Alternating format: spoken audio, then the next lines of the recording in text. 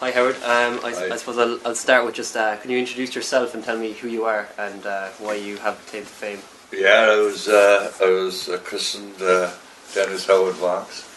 I'm usually known as Howard Marks, and I guess my claim to fame has been a dope smuggler, really, and a writer.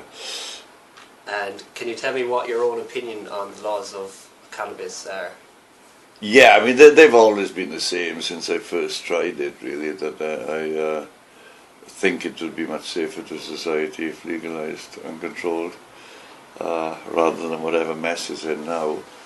And I felt that since I first tried it, which was about 1964 or something. And it did seem then that the illegality of it was a short-lived thing. You know, I mean, there was the Houlihan report, for example, was sort of about to come out in Britain. So we all felt that it was just a matter of time before it would be legalised. And that was about 50 years ago or something. So I was wrong.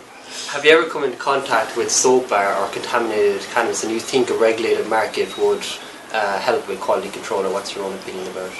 Yeah, I mean, I've smoked soap bar, you know, if there's nothing else around, I'll smoke that. But it is highly contaminated, you're right. It's in particular, they put in sort of plastic hardening agents and everything, which can evaporate, recondense in the lungs, don't get you stoned, and sort of probably very bad for the lungs. And also they put the stuff to make it shiny outside and things like that. There's a lot of kind of plastic shit in there, basically. And how that came about, I think, generally is as a result of the increase of penalties and sort of like giving quite heavy sentences out for smuggling. Smugglers stopped. Well, first of all, smokers stopped smuggling. And then the criminal element, for want of a better word, moved into it that didn't smoke. So smugglers stopped smoking as well as smokers stopped smuggling. So the quality control just dived, I mean, I know when I first had stuff from Morocco, it was shabbily packaged and everything, crumbling, falling to bits, but it would get you properly stoned. It was the real stuff. And then when sort of people who didn't smoke moved into the smuggling, the Moroccans just put in just about anything. It started off just being the top couple of inches of the plant, and it ended up being the whole plant, tin cans next to it, and God knows what, Yeah. So there was a lack of quality control brought about by lack of product loyalty, I guess. Okay. And so you're in Cork, and so you're advocating for the uses, obviously, and you're kind of bringing it through a kind of a comedy or humorous kind of light. Can you tell me about your tour upcoming in February? Can you tell me what the name of it is and what can we expect from the tour? Yes, it's got a title, which is unusual, because normally the shows are titled An Evening with Mr. Nice or An Evening with Howard Marks or something, but this has a proper title, which is Scholar, Smuggler, Prisoner, Scribe, which is roughly the sort of different career paths I suppose I've taken during my life. So it will be, I suppose it will be very much like the first sort of book readings I did, which were extracts from Mr. Nice, but dramatised and modified for the stage, using the audiovisual enhancements, the sort of audiovisual enhancements I've been doing in other shows since then. Very good. So you're not only just a comedian, you're also an avid writer. Can you tell me about any recent publications, particularly Simply for the Truth, that was recently released, was it? Sympathy for the Devil, yeah. Call it Sympathy for the Truth if you wanted to, but that's fine. That's my most recent release, which is crime fiction. It's basically a straightforward criminal whodunit thriller, where which I suppose you can characterise as a chess game, really, between the author and the writer, between the author and the reader, and if the reader guesses who's done it before the end, the author's quite simply lost. So one of those games.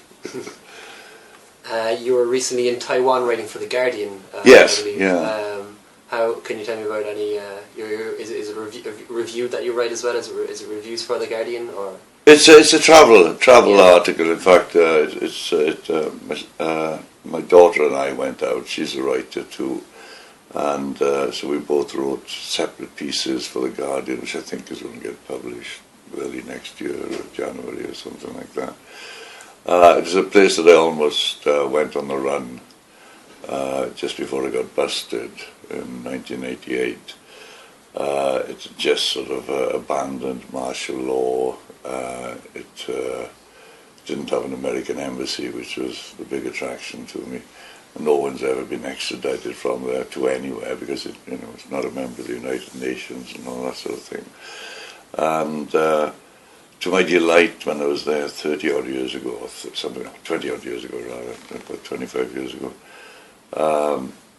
discovered there a temple which was frequented only by criminals and hookers and sort of people sort of winging it or chancing it in some sort of lifestyle. And I went to it, and it was uncertain whether to go there on the run and the false passport, etc., or go back to my wife and kids and face the music. And so I gave an offering, made some sort of prayer to this. It's a dog, actually. I mean, it sounds a bit crazy, doesn't it? But instead of a statue of a Buddha, they've got a statue of a dog, because at some point 17 fishermen, their fishing boat capsized off Taiwan, and the bodies were brought back and buried in a communal grave, which is their custom. And the ship's dog jumped in on the communal grave and just would not leave. It just like stood on top of the bodies, and couldn't be drawn off it at all. So they buried the dog as well.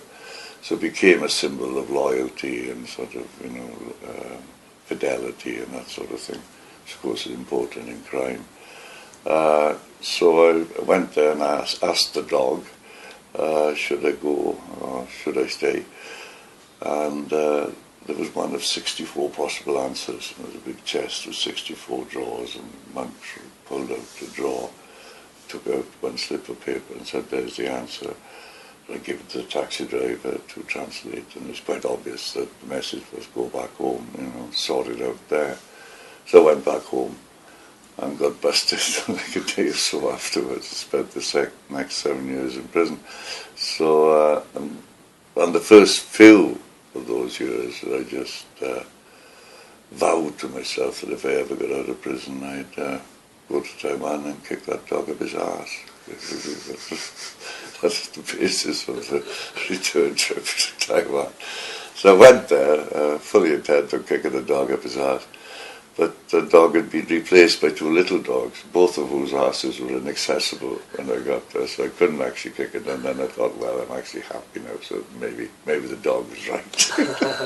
Just took a long time. So that's the story, I suppose.